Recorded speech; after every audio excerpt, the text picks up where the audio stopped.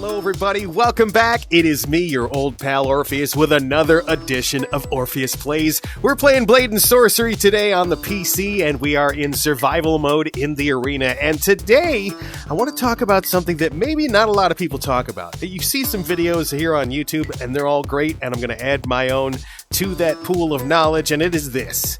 What is my autism like? Yeah, I'm autistic, and we'll talk a little bit today about what that's like for me in everyday life and how I approach it, and maybe how you approach it too if you're on the autism spectrum. Anyway, let's get things started. I hope you're doing well today wherever you are, whether it's day or night, or you're about to grab some weapons and violate some people's rights with them. You know what? I think this is a Palmax. I might choose that, because you get 3 weapons, they come out, you choose one, you wreck people's faces. Then we got the Dirk. No, I don't think I'll go with the Dirk or the Swept Hilt Saber. Today, we're going to go for the Palmax, a little bit of Egyptian flair. Oh, there we go. Let's get things. Wow. You may notice my nasally voice today. I'm getting over a cold. I had COVID and then I got a cold, and boy, that was fun. So I'm a little blocked up, but don't worry about it. Great day for murder. Let's get our first traditional slow motion kill out of the way. We'll use this as a little bit of a push weapon here. Oh no, perfect. Alright, with that out of the way. So like I said, today I want to talk about what it's like to be autistic. I wasn't diagnosed with autism until much later in life, and I mean full-on adult. And though I've been exhibiting the signs of it since I was a little kid, obviously, because it's not really a disorder you develop. It's something you kind of come with. And so, ooh, yes. So, when I was younger, I exhibited all the signs of it, but my parents were like, no, there's no way that Orpheus has, anything like autism. They wouldn't even entertain it, right? They just kept sending me to a psychiatrist and trying to figure out what was wrong with Orpheus. What's wrong with Orpheus? He seems kind of angry once in a while, and then reasonably scared about things and obsessed about a few topics. And anyway, I'm getting ahead of myself. So my parents never really had it diagnosed. We just thought that I had, the whole conduct disorder, antisocial personality disorder for kids, that kind of thing going on. Maybe a little bit of difficulty with psychopathy and all that. I was one of those dark triad kids, right? So, like, antisocial personality disorder, Machiavellianism, and what's the third one? Narcissistic personality disorder. I have all 3 of those. Now, I discussed that in a lot of other videos, what it's like to deal with that. It can be a little difficult for me to experience emotion the same way that you might. Anyway, let's get rid of this. Thank you very much. You have been very helpful. But it's difficult for me to experience the same emotions sometimes as someone else. And I'm sure if you have a little bit of the narcissism or whatever going on, it can be the same for you. And so when I was growing up, I exhibited all these traits that were a little weird. And so since my parents never wanted to, acknowledge that I had some sort of issue going on, they begrudgingly accepted the whole, okay, he's got a few things. Yeah, but he's not autistic. He can't be that, right? Well, so there I am. I'm a full-on adult. I'm living in the town that I'm living in now, and this was several years ago. I go to see a therapist because I was sick of being miserable all the time and depressed and all that. And I'd been on medication for things before, but you missed it. I'd been on medications for things before, but I'd never really. I hadn't been in a while, right? And so, I went to this therapist. She's a great therapist. She does such a good job in figuring out what's going on. Anyway, I spend a few sessions talking to her, and she starts to line up a medication plan. And as I'm talking to her, she says, have you ever been officially diagnosed with autism? And I said, it was sort of discussed like a silent shame at some point in my life. Yes, but never, formally diagnosed with anything. My parents refused to go that far. And she kind of looked at me. She says, that you are on the autism spectrum, right? And I go, what? I didn't actually think that was the case going on, right? And she says, yeah, you you're on the spectrum clearly, you know. And so these days, right? These days they call it the Autism Spectrum, where you go from low function, high autistic tendencies to high function, low, autistic tendencies. But they used to call what I had like Asperger's, or if you want to get really, funny about it, Asperger's, right? That used to be what they called things that were like a mildly aggressive and socially awkward autistic person. Surprise of your life there, babe. Anyway, so they used to call people that were a little bit aggressive and socially awkward, they'd say, they have Asperger's. Okay, well, they kind of got rid of that, and they just say now people are on the autism spectrum. And it's sort of because... come on, you got this. It's because there was some negative connotations that came with it. It's sort of the same reason that they get rid of, sociopath and psychopath. They call it antisocial personality disorder, mostly because society has turned it into like this, I don't know, even almost like a meme. It's a joke, right? It's people, too many people use it. So rather than single out single types of different types of autism, they just say autism spectrum, and then they kind of break it down from there. Well, for me, I would be known as a high-functioning person with autism, but it still affects my daily life a lot more than it would other people, because I have brain damage, right? So I have a traumatic brain injury, and that really kind of can sometimes pile on. And it's hard to draw that line between autism and brain damage sometimes. And so there are days, let me start off with kind of what it's like. First of all, patterns. Things that are familiar. Boom, it's our drama queen of the day! The guy refuses to get off screen. Ding, ding, ding, ding, ding. Anyway, so autism people have routines that they like, okay? We like to have our routine. It's comfort, right? And whether that routine is waking up at a certain time, then going to the bathroom a certain time, getting up and having the kind of coffee that you like, listening to 15 minutes of a certain kind of motivational video, or watching, a certain kind of video or TV show or whatever it is, and you have to go through that, all those steps. You have a certain kind of lunch with a certain kind of thing, like things have to be arranged. You go around and you arrange things a little bit, not like OCD, right? That kind of comes with it sometimes. Take that. Drive it into you.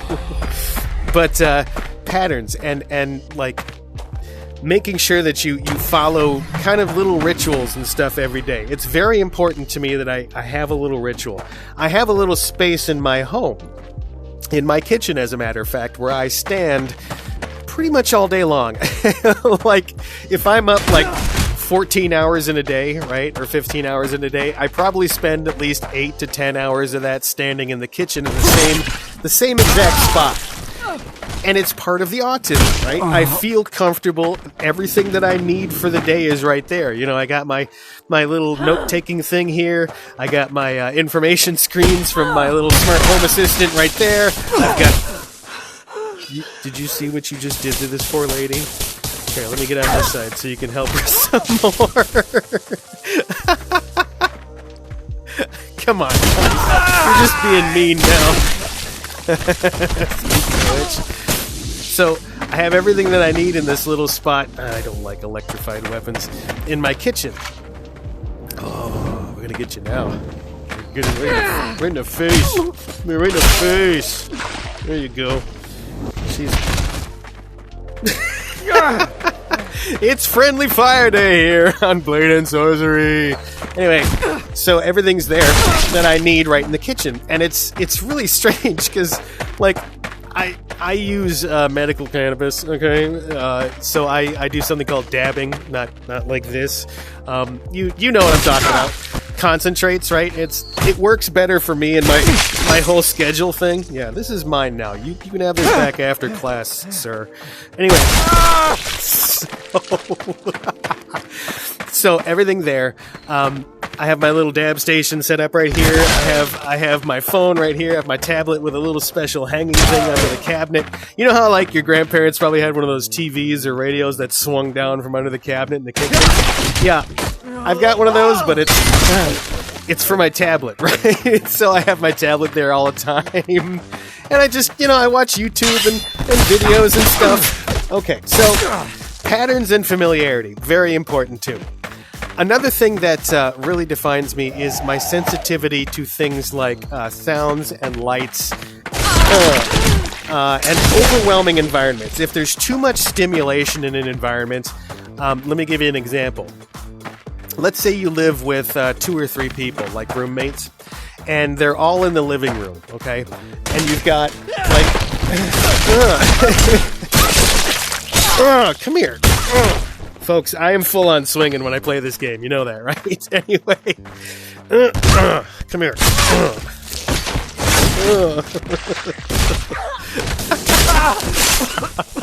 Take that. So let's say you have a few roommates. Everyone's in the living room. We're going Katana crazy today.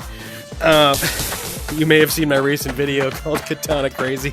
Anyway, so we're all in the living room, or you're all in the living room. The TV's on, and you got some movie. Let's say it's an Avengers movie on there, right? So you're watching that. You're watching the heroes beat ass.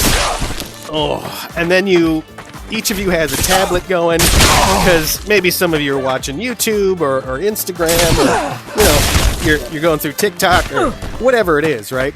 So each of you has a tablet going. There's a radio going in someone's bedroom. You have some music playing in the living room. You got, people coming in and out, to make phone calls and stuff. And it just becomes, at a certain point, it is overwhelming. There's too much information. Sometimes this happens to me at if I ever go to a sporting event. I like the sporting event because it's funny, because the same reason that I like it is the same reason I hate it, which is sometimes I look around at the entire crowd and I'm just like, there's too much information coming in, and I get, how does it make you feel? It's like a combination of panic and frustration. It's overwhelming, so I kind of have to shut off things.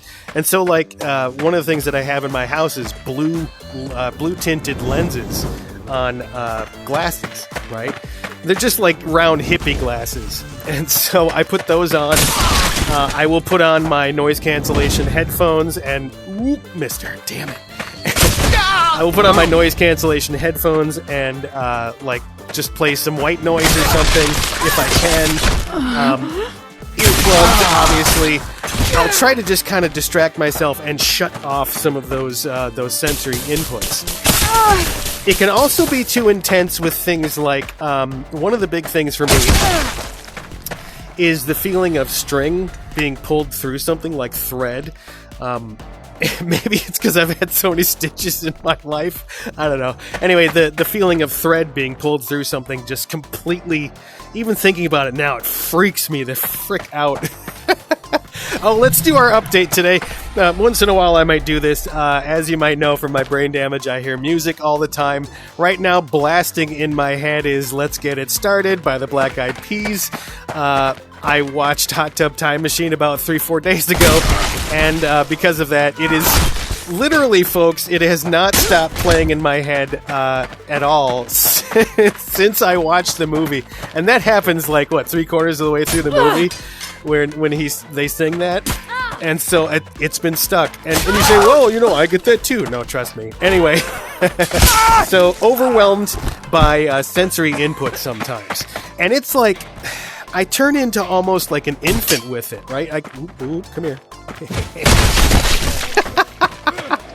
I turn into almost like an infant with how it works because I just start almost tantruming. I don't drop to the floor and start or anything, but it can get difficult because I just kind of shut down, right? You ever see a kid freeze? They kind of freeze when they get really frustrated or upset. That's kind of how it is for me. Ooh, that was clean as hell, Orpheus. Thank you. Anyway, so I get kind of tantrumy. Like a kid, I'll just kind of freeze and just kind of shake a little bit. So, okay. So there's that. Overwhelming, kind of sensory input. Dude, bro, you are making this really hard for me to kill you. So one of the other things. Let's go on. What are some of the other things? Okay. So little things. So this is a great example. I had COVID about a week and a half ago, something like that, and it took me 5 days.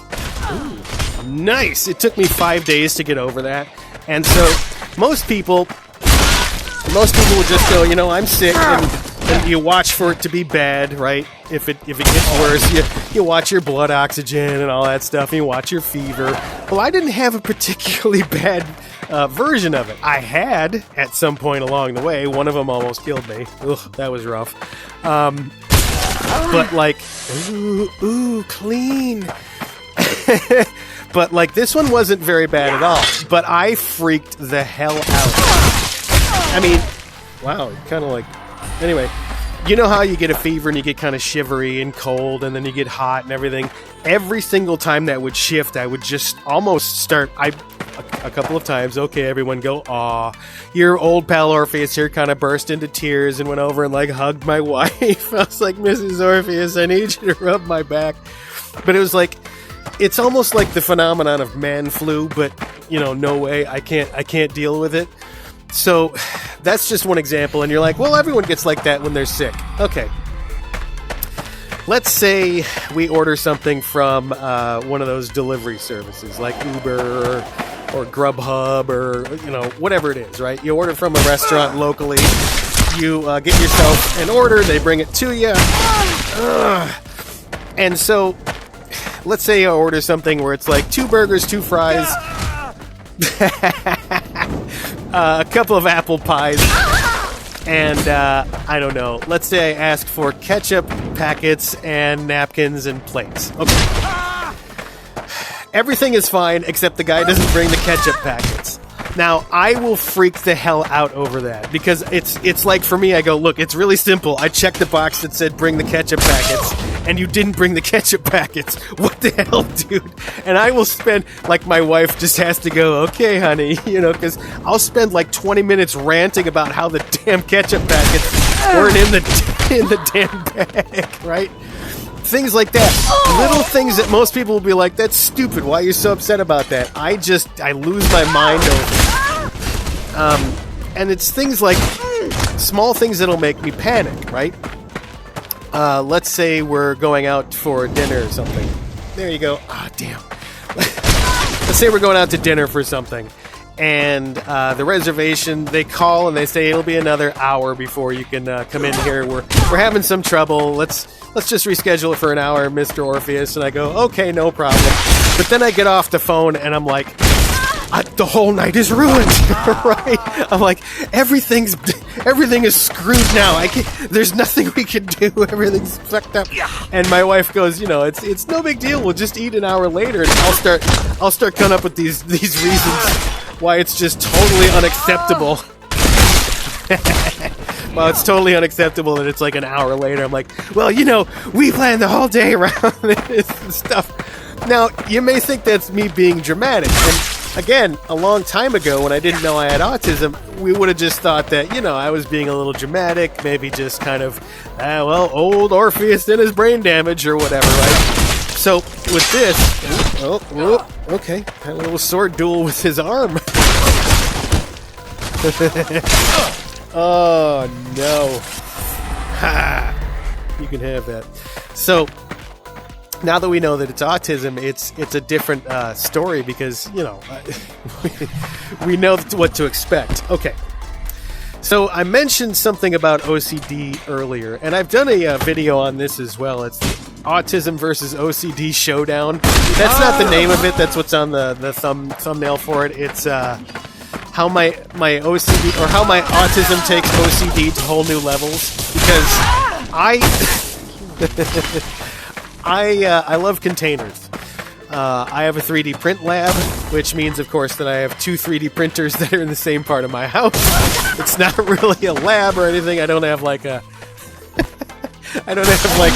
special room with, special setup and everything. I don't do that. But I have a 3D printer, and so one of the things I will print the most is not just TARDISes, because me and my love for Doctor Who, I have a TARDIS tattoo, and so I went full in on Doctor Who. That's another thing from my autism. I can't get enough of Doctor Who. I rewatch the episodes, and you're like, well, I do too. No. I mean, like, I rewatch the entire series like 3 times a year. Yeah. Anyway, so containers. I will print out little TARDIS boxes, like 10, 15 of them.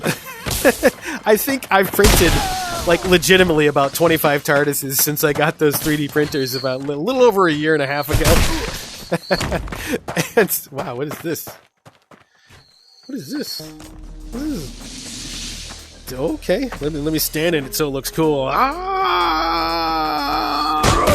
Anyway, so I print out so many TARDIS boxes. I print out little rough, rugged, they're called rugged boxes most of the time, that are like these hinge top boxes with a seal on them that you can print and everything. Those are incredible. I love printing out those. I love printing out little shelves to hold things on, and little hex containers that you can mount on the wall and put into each other. I like little laboratory things that you can slot into each other that hold things. Why? I'm not a particularly organized person, but I make sure everything has its place, right?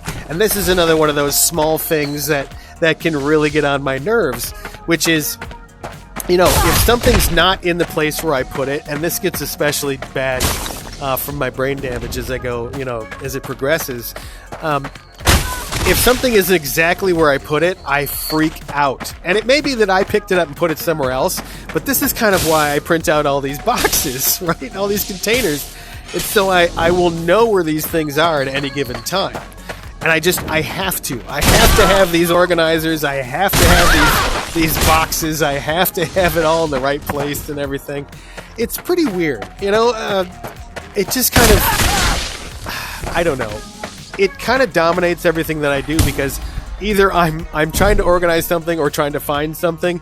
And this is another one. Let's transition into this one. This will probably be the last one I talk about, which is I need to have things. I go through things, right? So we have supplies, obviously, with things the way they've been lately. We have some supplies in our home, for long-term stuff. For no other reason than it's just good to have, like, a couple weeks worth of stuff. Just, go out and do it. It's a good thing to consider. Anyway, so I've been buying stuff over the years and putting it into a storage room and a storage area and under beds and stuff like that. But then what I do is I have to keep going and looking through it, right? I don't know why, right? I always feel like there's some hidden treasure that I forgot about somewhere, and that I just have to go and start looking through it. Now, I don't know why. I spend unreasonable amounts of time, like, looking through my storage stuff. And it's like I'll open up little things, little containers that I have, like coffee cans that I have things stored in, like comfort kits, and I'll take out everything and look at it and then put it all back. But I don't get the satisfaction of what I was looking for. Now, it's like, what am I looking for? Shit, I don't know. I just go looking for stuff to see, like, it's always like I'm looking for this. I'll open something up and there'll be like a gold coin somewhere, and I'll go, oh, right. But that's never what it is. I don't know what I'm looking for. I just get satisfaction out of trying to find those things, just going through things, I guess. I don't know. Anyway. So what is it like if you have autism? If you're on the autism spectrum, let me know in the comments below. We need to start talking about these things. Let people know that it's okay. A little bit of autism awareness is always good. It's good to share it, and it's good to find out that there are other people out there who have autism and who are functional. Totally functional. Now it does present some difficulties from all those little things, especially the sensitivity, right? The sensitivity to large crowds and to loud noises and to overwhelming kind of situations. That can make things a little complicated, say if, I don't know, your job is to be an MC for 10,000 people on at a state fair on a weekend. That can be bad. Or let's say you're in charge of something at, I don't know, at Disney or something. Who knows? But it can be challenging. But I want you to know, whether or not you have autism, People with autism can be very successful, very productive. You learn to live with those quirks, right?